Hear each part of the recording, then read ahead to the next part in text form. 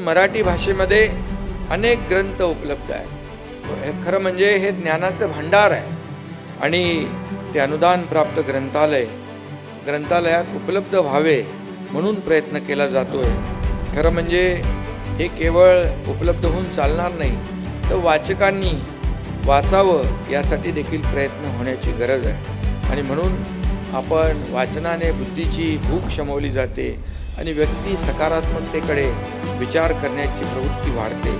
आणि म्हणूनच खऱ्या अर्थाने वाचनाने सशक्त झालेलं मस्तक कुणाचंही कधीही हस्तक होऊ शकत नाही, हे देखील या ठिकाणी मी सांगू इच्छितो.